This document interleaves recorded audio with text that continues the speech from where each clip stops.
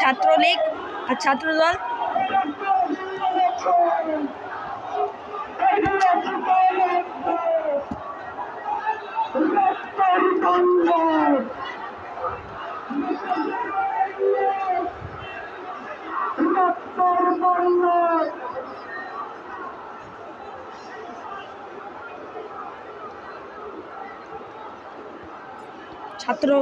ছাত্ররা মাঠে নেমে রয়েছে। দেখুন, এটা হলো কুমিল্লার অবস্থা।